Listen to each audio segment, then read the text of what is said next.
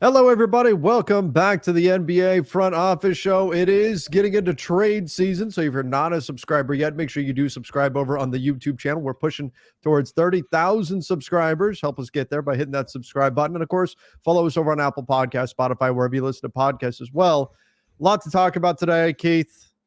I woke up to a story and then an immediate text from you saying, well, guess you've got a busy morning now, or something to that effect.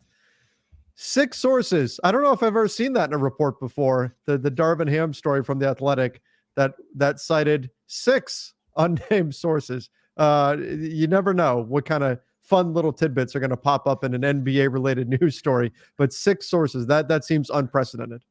Yeah, that's a lot of people were like, I got some stuff to say. Yes. There's definitely a little bit of that going on with that one. I try very hard not to text you before any earlier than 10 or 10:30 in the morning my time, because I don't want to wake you up before you've been up, because we're on a time difference and all that stuff. So I try very hard not to text you too early. But this one I was like, well, if you're not up, you need to be, because you got work to do. Yep, and that's the story that came out from The Athletic. Shams Charania and Yovan Buha saying 6 different sources said that there is a disconnect with Darvin Ham and Lakers players. Now that this is out, I didn't feel comfortable reporting any of this, but I've heard very similar things, that things have not gone well in the locker room there. So a lot of this, according to the article, has to do with the lineups, and players are clamoring for some type of consistency. And I mean, you saw it when the Lakers took on your Celtics on Christmas. You saw the lineup they put out and went, "What are they doing?" they went no guards, all wings that can't shoot, at least 2 of them, along with LeBron and Anthony Davis. I mean, there's strange things happening in LA, and they're losing a ton. Last night's loss to the Miami Heat dropped them below 500, and they looked awful. I mean, couldn't stop from turning the ball over. They had no chemistry, no cohesiveness, and couldn't make a shot. Yeah, they shot like 14% from 3. It was just bad. And as I was watching the game, I thought, man, this looks like more than just a bad shooting night, more than just like, oh, D'Angelo Russell and Rui Hachimura are out. There's something else going on. And then that story came out, and I went, yeah, that makes sense. So what happens here, Keith? Outsider perspective, what do you think the Lakers do here? Do you make a move now and just say, okay, we're going to eat the last 2 years of Darvin Ham's contract, 2.5 years, I guess, and bring in another coach, or do you stay the course? Yeah, it's tough, because if it's gotten so bad that guys are, I'm not saying quitting, because that's probably a step too far, but they're just kind of out on Darvin Ham, then you probably need to think about making a move sooner rather than later, because that's probably not going to correct itself. That's probably not something that is fixable. It's you can't trade a coach, you can't bench a coach. Like, those aren't things that happen. The questions I would ask, though, if I was in position to be making this decision, is, who are we going to hire? Is there someone on the bench that it's time to elevate? Maybe. We'll see. My guess is probably not, considering it's a staff that is had quite a bit of turnover from the prior regime. I know a lot of people have said Phil Handy, but he's never really been seen as the head coach type. Yeah. Maybe he could guide the team for the remainder of this season, or whatever timing may be.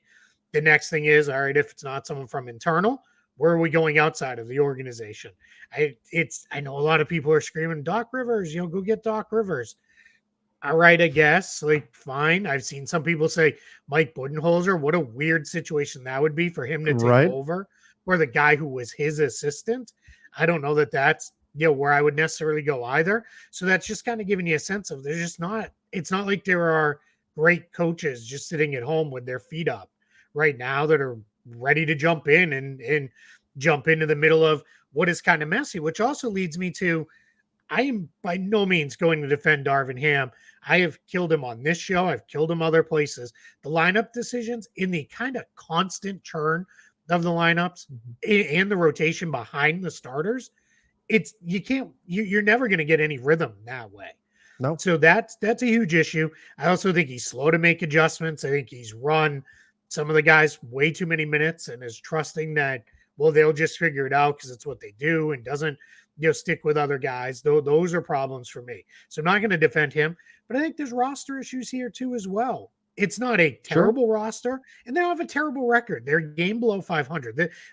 This morning, some of the reaction has been like they're the Pistons or the Spurs. Like, Yeah. all right, breathe for a minute, have a little perspective. But the roster's not great. There's not a lot of shooting. There's a ton of overlap between guys positionally. The only player with real size that is kind of having any kind of notable season is Anthony Davis. So there's a lot of issues here. So that's kind of my way of saying there's a lot of blame to go around. And I said this to somebody in response today. Fire Darvin Ham if you think that's going to fix all of the problems. I think you got another thing coming. You'll get this is a soccer term that they use all the time, but you get the fired coach bounce, right? Yep. The new coach will come in. You'll probably win a handful of games. This happens a little bit in the NBA, but it's a big time thing in the world of international soccer. But then what? Then what happens after that fades away. So I don't know. I don't know how I would handle this. But if you feel like he has lost the locker room and it's gone too far, you at least start there, and then you can maybe make other moves after that. Yeah, and this is where you're talking to the players and everything, and that's again jives with what I've heard that he's not. Things aren't good between him and the players in the locker room. So, so now if they do make that move, I agree. I think the roster does need some work. I do think that part of the problem has been that it's been a constant churn of injuries. Now, the downside is, of course, LeBron and Anthony Davis have largely been healthy for the season, which isn't always a given. And yet here they are a game below 500, even with the churn of the rotation players. I mean, Rui Hachimura, my goodness, he's been in and out of the lineup all season long. Gabe Vincent basically has not existed on and on. But you should still be able to win games and look like I thought last night they did not look like they were prepared to play an NBA basketball game. And that goes from, well, we're from the spot where you say, well, maybe we're in a slump to, yes, something more is going on here than just that. And that's where the front office has to really start to investigate and figure out what's going on here and then decide, do we need to go ahead and make this move?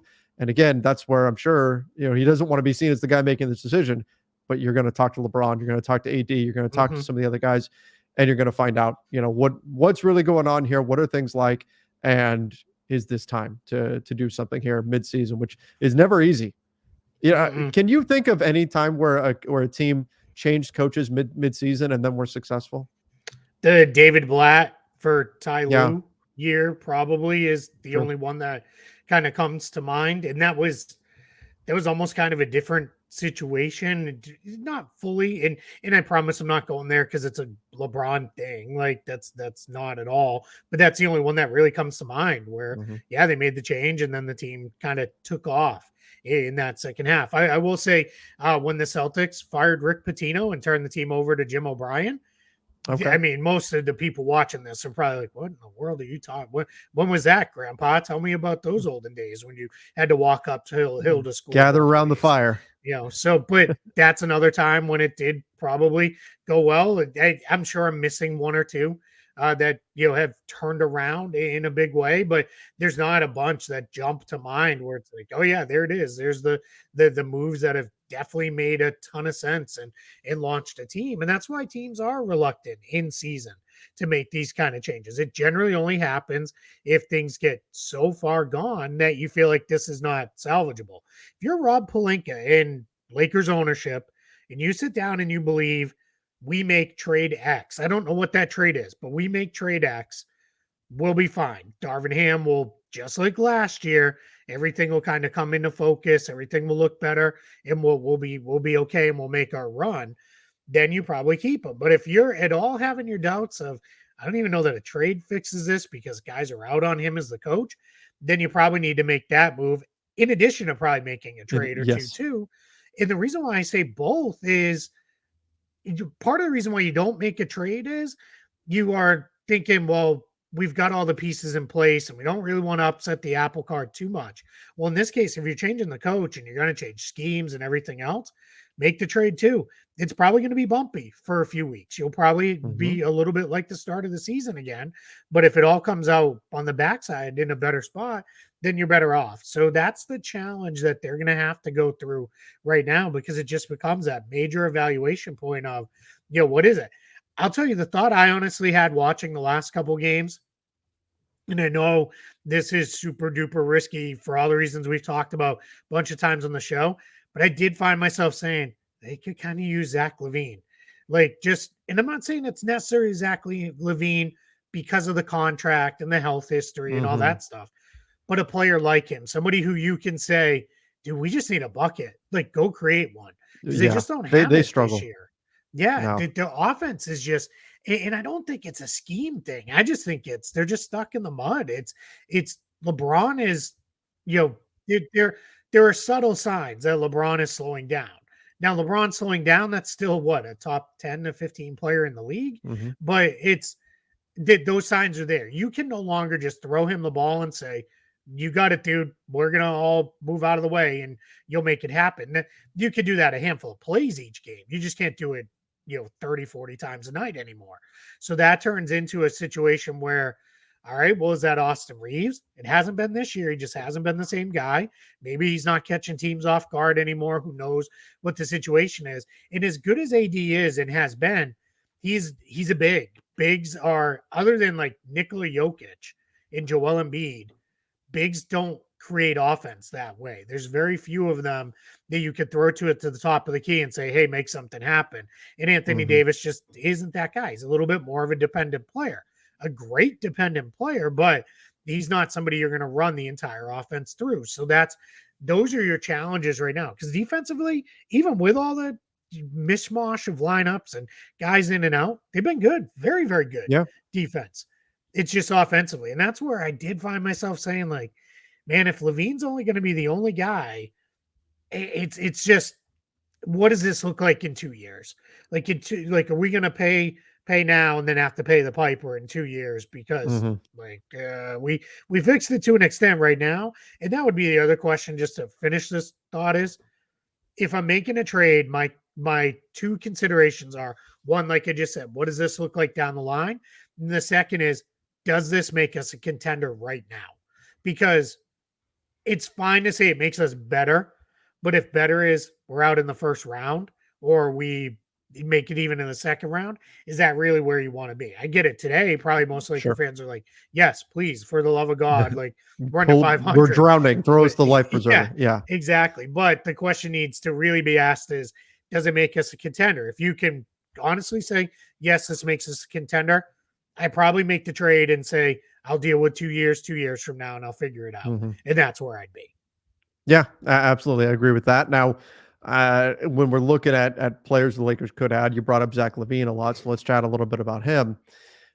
I do think the Lakers need offense. First of all, I think that it's been an issue. One of the concerning trends that I've seen, doing the actual play-by-play for every single game, is the Lakers go down.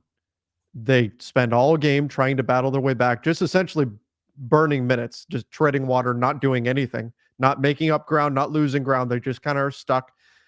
They'll go through 3 possessions in a row where they score, which is great, but they'll also finish that with getting scored on those 3 possessions. So again, you make them no ground. They'll get 3 stops in a row, but they won't score on the other end on those ones. And then they do that for the rest of the game. So sometimes you need somebody that can just go out there and just get hot and get you buckets. Adrian Wojnarowski said today regarding Zach LaVine, who could be coming back tomorrow for the Chicago Bulls. We'll see if he does. But two things need to happen in order, because right now he again reiterated Zach LaVine has no trade market. It does not exist.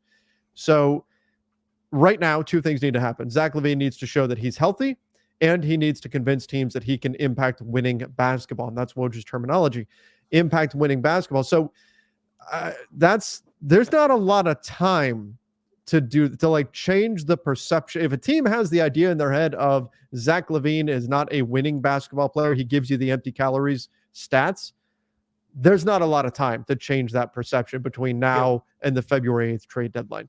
But if you're a team that's maybe in a position where you could really use Zach LaVine's skill set, maybe that does free things up. Woj also threw out there that perhaps the Bulls kind of land in a spot where they just say, you know what, we would like to get something back for him, but we'll settle for just somebody, please take him. Just take the contract. Yeah, that is the part to me. If the Bulls change it to, hey, we'll throw something in to get off him, that becomes a whole different dynamic.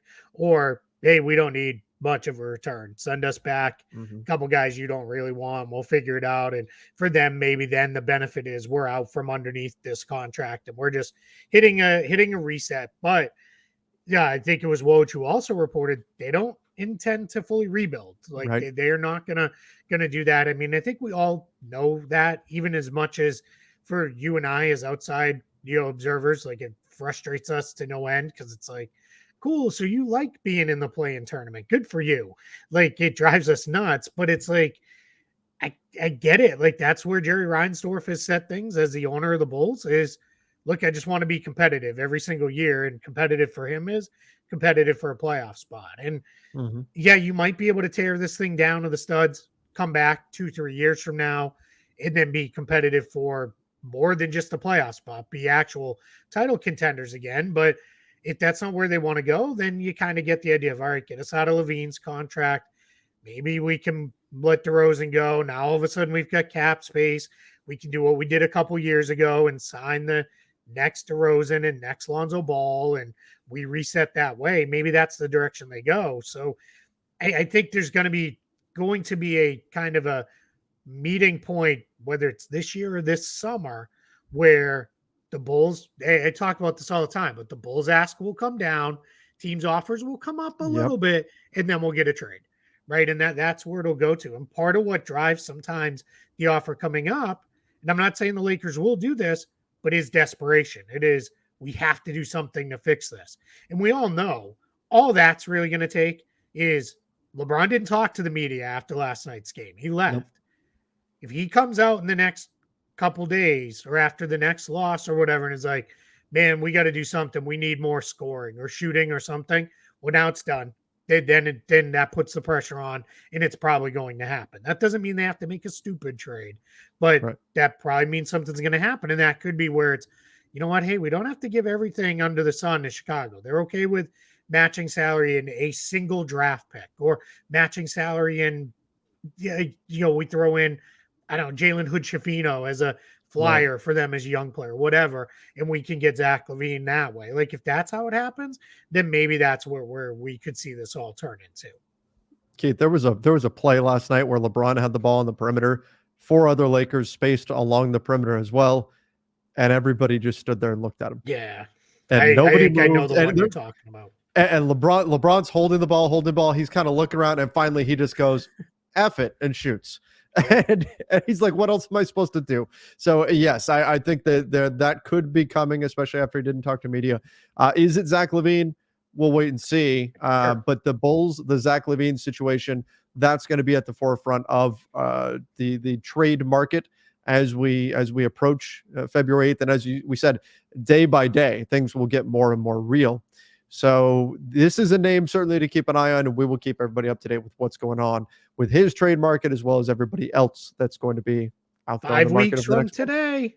It's coming. 5 weeks from today is the trade deadline. Yeah, so we're getting close on this. We'll give more details later when we know, but as we've done, I think the last 2, if not 3 years, we'll go live again on trade deadline day, right around the deadline, probably for a couple hours or so, and discuss everything that comes in. And as we always hope, we hope we get the good Lord tweet from Woj. That's our dream scenario every year.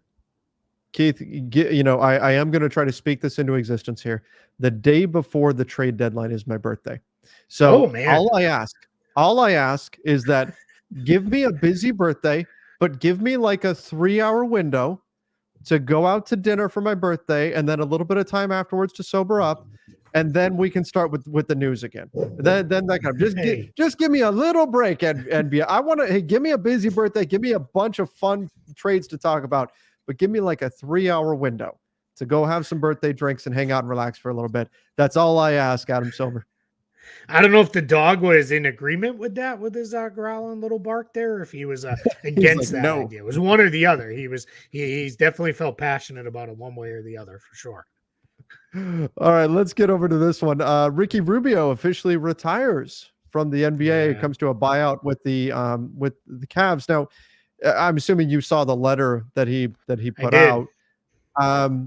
I thought, as much as he said in there, like, I'll have, something to the effect of, I'll go into more detail later or something like that. I thought he was refreshingly open and honest about the struggles that he's been having, and about what has put him in this place. And I think, like, I don't want to see Ricky Rubio's career come to an end. It's still bizarre to me that that's where we're at, because it feels like it was yesterday that he was coming into the NBA. But at the same time, I think, there's some good for people who are having mental health struggles to see an athlete the caliber of Ricky Rubio, who can do the things physically that he can, that for even a guy like him to be struggling. I think there's some positives from that, in terms of other people feeling emboldened to talk about their own struggles too. Not that it's a good thing that he's dealing with these things, but it's a good thing that he's so willing to talk about these things and is planning on speaking more in depth at a later date. I think to what kind of add on to what you said, if Ricky Rubio being this open about things, and I assuming we'll take him at his word that it would be even more open later, helps even one person, says, man, if this guy who makes millions of dollars playing in the NBA can get to this point and get the help he needs and turn it around, then I can do it too. And Yep. that's what to me says, then it was all worth it, right? It's if you can help one person, then this was all worth it. I'm incredibly bummed out that this is how it's ending for Ricky Rubio. I don't, I as much as you want every player to have it didn't end that way, but what should have been the The MJ end Jordan. of Yeah, like should have been how it all ended. We can just all collectively agree the Wizards years didn't happen, that did not but happen. like They're being retconned. there it is. Yeah, it's like a Marvel reboot, right? Exactly. We we all want that, and we know that's not how it ends for everybody. A lot of guys, it doesn't end well. It ends with them playing out the string on a team that they're not associated with, or just through an injury or something like that. But this is almost feels like this is being taken from him, and that I don't. That part just makes me sad. I just Yeah. he was such a fun player for so long, like just a guy like he really helped me kind of at a period where like I loved basketball, but it was like I don't know if I love the NBA where it's headed right now. It just felt a little different to me after that. The Celtics run was kind of coming to an end a little bit there, and I was a little like, I Mhm. mean, I still love the game, but I don't know. He was a guy who watching him every day was like, man, this guy is so fun. Like he just does stuff I at that time hadn't really seen. The audaciousness with some of his passes and some of the moves he would try. Like I really loved watching him play. So first and foremost, I'm really glad he is getting the help he needs. He did say in his letter, I've retweeted it. People can find that on my timeline as Mhm. well if you're looking for it, if you don't follow Ricky Rubio himself. But he says in there like he's feeling a lot better, and he's knows he's on a kind of road to a good place.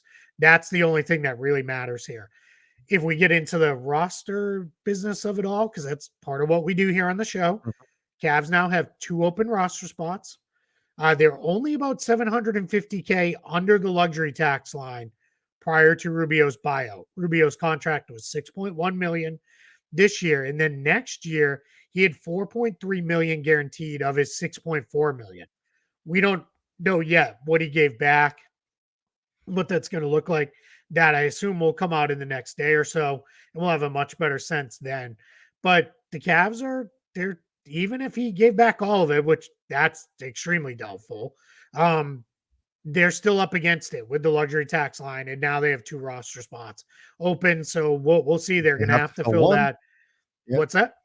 So they have to fill one of those. Yeah, So how are they going to exactly. accomplish That's that? exactly where I was going. Yep. You'll have to fill the one within 2 weeks anyway. So that's the thing. And then you can only keep it open for 28 total days. So we'll see, where this all goes. My guess is Cavs they may be one of the first teams to do a 10-day or two and say, hey, Mhm. let's fill it with a 10-day, maybe a call up from their own organization, and then we'll kind of go forward from there. But yeah, I mean, just a bummer that this is where it Yeah, went with Ricky Rubio. definitely. Definitely. All right. Well, one player exiting, another player coming back. Draymond Green now expected to ramp up and begin getting ready to return to play.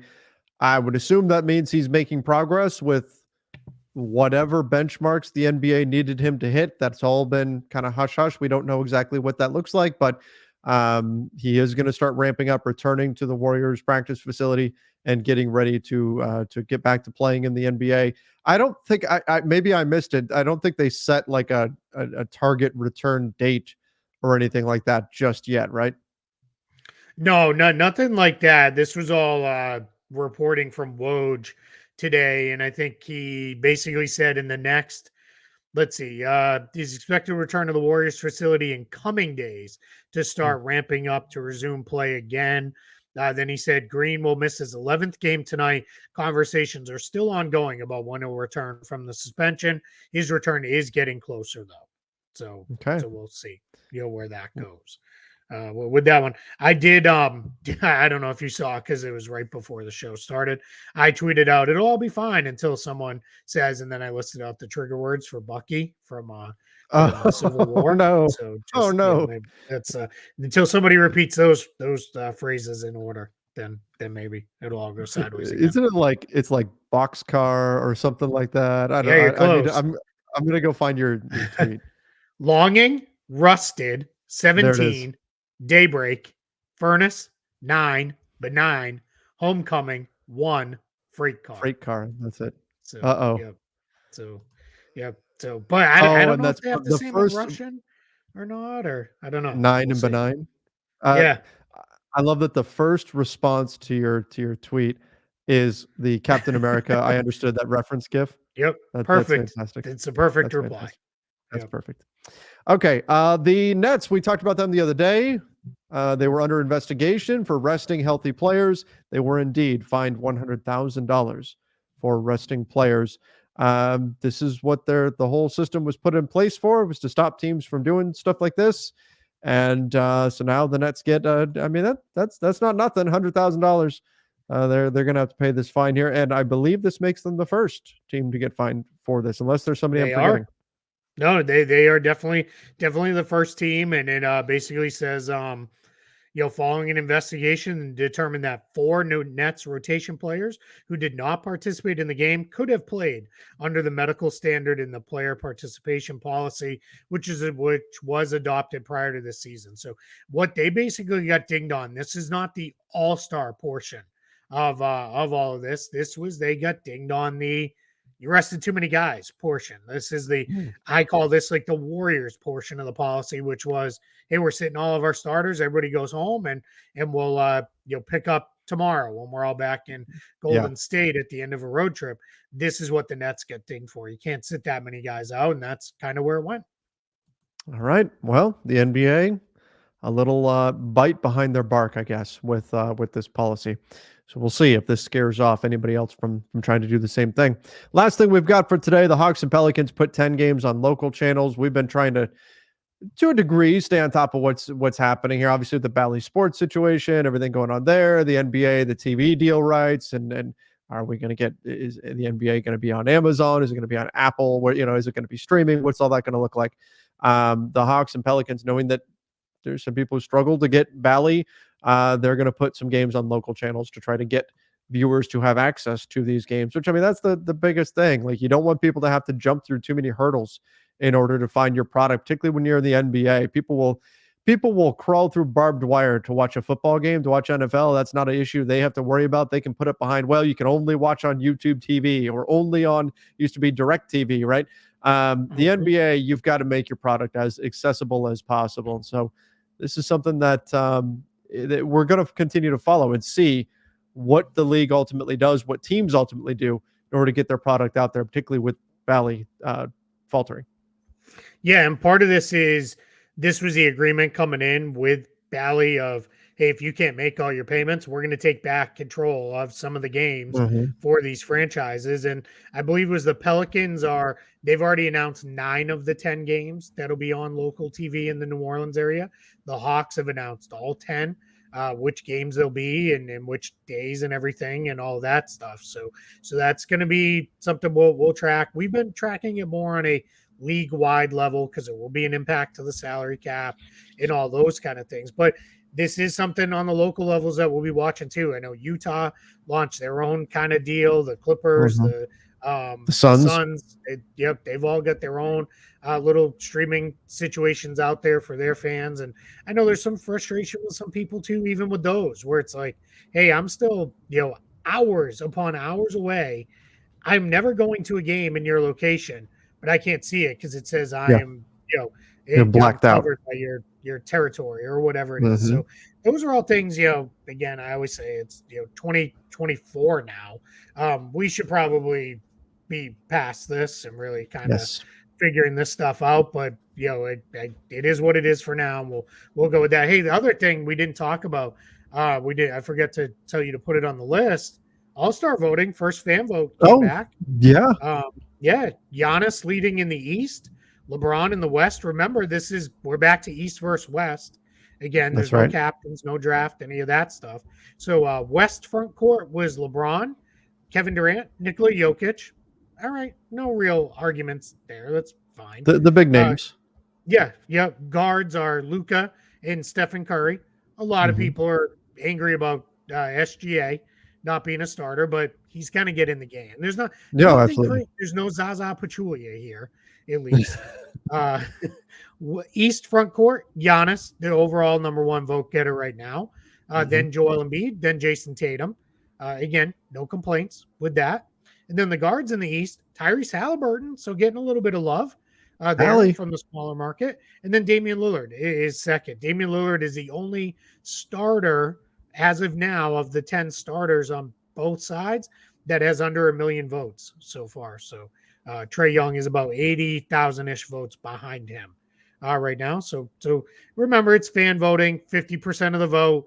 Players in the media, 25% each for who starts in the All-Star game. So don't get worked up yet if your No. favorite guy's not there or anything. Or if you really don't like it, go vote. They give you all these days where it's 3-for-1 Yeah, voting and like all this double other voting or stuff. triple Yeah, counting. All all yeah, just go sorts vote. of stuff. So go out there, get out there and vote. Vote early, vote often, right? I guess it's There you go. to throw that old phrase out there. Oh gosh. Don't get me started on election season again. Oh no, yeah, that is not this show. If you want that, you No. look for When like other places every on YouTube. like you can't watch TV without just being Oh, brutal. bombarded by all the political ads and So Bobby Newport, all that kind of stuff. the only thing I'll say is, so obviously I watch a lot of Celtics games. Part of the Celtics broadcast area is New Hampshire. So the New Mhm. Hampshire primary is one of the big ones. And it's every single day.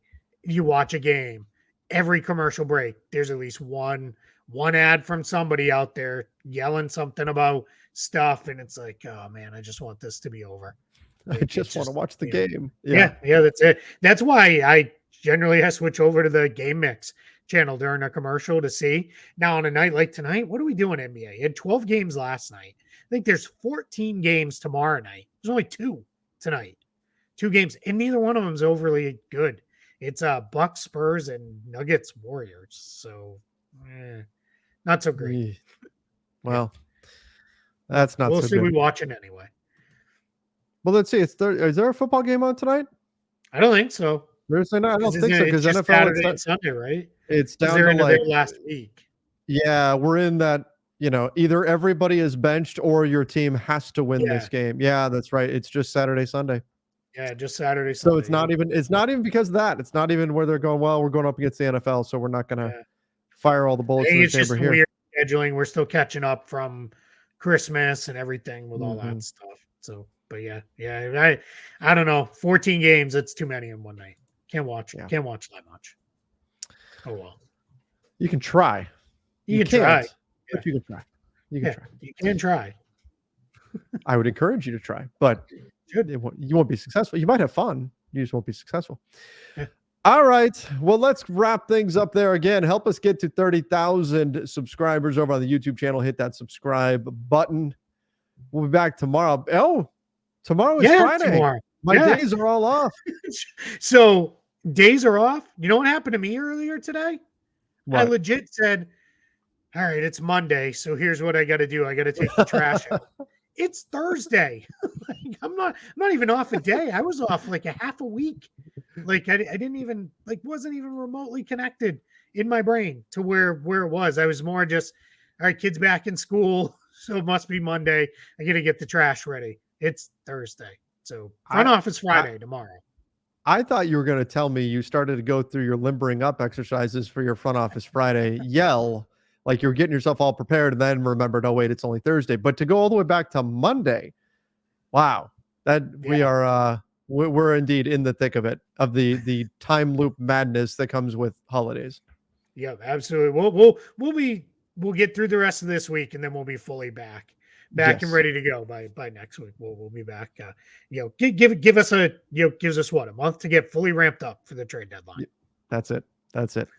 All right, everybody. Appreciate you joining us. We'll be back tomorrow. We'll be going live tomorrow. We'll put it out there on our socials exactly what time we're going to go live. Typically, we try to go, late morning, something like that. But we'll see. It depends on how news is breaking and all that. But we will be going live tomorrow on the YouTube channel. So come join us if you have any questions to ask, comments, anything else that you want to get out there. We will be live taking all of those.